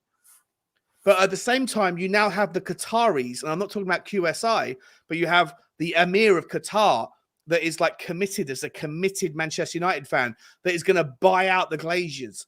And Manchester United are going to be on a different realm, not a different level, a different realm. They're going to come in with all of the profitability, all of the historical FFP behavior that Manchester United were adhering to. And this guy's going to come in and going to be able to spend $1 billion. If he wants to spend $1 billion, they can spend $1 billion. And because of Manchester United's previous revenue streams, they're not going to be under any kind of duress from FFP or the new version of it. And so I feel whilst I'm kind of on one part of me is it's cool that Manchester City are going to get held accountable, and hopefully Chelsea will too. But on the other side, I'm looking at it, and I spoke about this on my video today. I was on the other side, you look at the reality, and Man United are going to be even if Manchester City get relegated, Manchester United are taking their place, and City are going to come back up the next season or the season after next. So unfortunately, Daniel Levy with this sustainability model, whilst it's admirable and I appreciate it, I respect it. Unfortunately, there's no way that Tottenham Hotspur can generate enough revenue. I don't care if you have Beyonce concerts 500 times a year, 2 a day, right? I don't care. There's no way that all of those revenue streams can possibly compete with people like these guys. So you have to shake hands with reality. And I think that Tottenham need to find somebody, whether it's a minority relationship like QSI, or whether it's Daniel Levy selling the club to somebody like the Emir of Qatar, I think we need to, if you want to have that ability to compete, I think that the sustainability model, whilst admirable, can only take you so far. 100%. Sean, that was one of the best answers I've ever received in my entire life. I'll be honest. The chat descended into chaos with your analogies. It's absolutely hilarious. That was, there you are. Really? I'm left blown away. Sean's giving you the roundup on the latest season of Love Island, so no need to go and watch it. But look, we've got a super chat here from William Kelly, and then we're going to plug Sean's channel, and then we're going to end off because I am conscious of Jack getting his cauliflower. He gets angry without the cauliflower. It's like that Snickers ad. But William Kelly says, well, Conte outlast these owners, so Levy, this statement will come back to haunt you, Lord. We will win the FA Cup this year. It's my birthday today, boys. First of all, hopefully you're celebrating. Happy birthday, mate. Maybe a bit like Shawnee style in the strip club, making it rain. Find out. Let us know how many you go through, William. Let us know, my man. But honestly, I do hope you're spending your birthday in style, because I know, not being in Ireland and being over in Oz having it's probably a bit different. So hopefully you really do go out and take the day by the scruff of the neck and enjoy it, my man. And look, happy birthday, William. Time will tell, about this statement. Time will tell. I'm going to see what other people have to say on the statement. It'd be very, very interesting to say it the least. But big up, William, and happy birthday. Hopefully Spurs deliver you a good birthday present. They delivered Chris the other day and Dermot a good birthday present, William. I think you deserve a good birthday present from Spurs. And maybe it might be those FA Cup predictions or some of those that you gave us in the beginning of the season. Pick yourself up, my man. I still think he's deluded with that, by the way, but I'm coming around to it more and more every single day. Actually, I probably shouldn't call him deluded. What I'd say, William, is watch my video coming out in the morning. It's probably more deluded than your FA Cup prediction, my man. But everybody, one chance to plug here, and it's Shawnee's, my man. Shawnee, where can people? What's going on there? What's coming up? Spurs Talk Show, guys. Listen, I'd hope by now that most people that are frequenters of your channel have already subbed. If they haven't, what are you doing, guys? Smash the sub. We just got over 5K. We do Tottenham walks every morning. Take my dog out for a walk. It takes my mind off the fact that I'm actually exercising. When you're 20 stone like I am, it's a hard graft. You know what? A couple of days ago, I actually went for a walk and I didn't have my camera with me. It was out of battery and I was like, oh, fuck this. It was so hard work. I was like, this is exhausting. I wonder how many of your neighbors think you're on OnlyFans. They mate, my neighbors, I think I'm a fucking lunatic, especially because I always start my morning. How you doing, guys? Welcome to Spurs. I start it at the same point every day, and this particular person who lives like next door to it, he's always out doing his gardening, and so he must hear me every day of the week say morning. But yeah, you can catch me at Spurs Talk Show, and I am back doing live streams. I'm doing 2-3 a week. I haven't done one this week yet, but yeah, catch me at Spurs Talk Show. We just got 5K, so if you haven't already, hit the like button and the subscribe button. I'd appreciate you all. But Jack and Dave, I love you. Thank you for having me on. It's been fun as always. Congrats on 5K, Shawnee. Very well deserved, my friend. Yeah. And thanks from Dave and I know you saw my Twitter message, but just from Dave and I, thanks for how you help us and everything. Appreciate You help Jack. us out a lot over here. Lovely message, mate. Thank you, mate. 5K, very well deserved. Very well deserved. And I'm buzzing for you, Shawnee.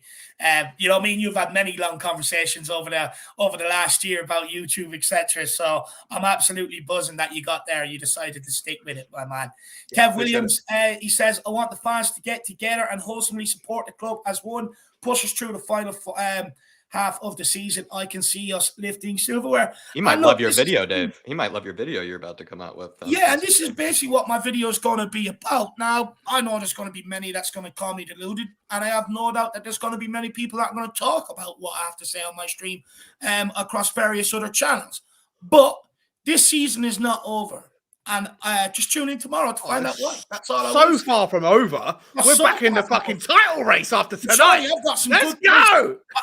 I've got some good points to make tomorrow, and hopefully people will hear me out. So that will be out around 8-9 a.m. So hopefully people can have a tune in and listen to it. It'll only be about 10-15 minutes long, if even. But guys, I want to say a massive thank you to, first of all, Jacko, for keeping the channel going while being out. Big up, Jacko. I'll explain tomorrow at the end of my video what's been going on for those who don't know, because I've seen so many people asking me where I am. And then I want to say a massive thank you to Sava, who's not here, who had to go, for coming on this evening. Really appreciate that. And then most of all, Shawnee, because he's doubled up today. He's gone straight from here, Tottenham TV, over to here. and it's not bloody easy to do, let me tell you that. So massive thank you to everybody. As fucking always, let's go. Come on, you Spurs. See you all tomorrow. See everybody. Thanks for joining. Hit that like button, please, on the way out. Bye. Bye, guys.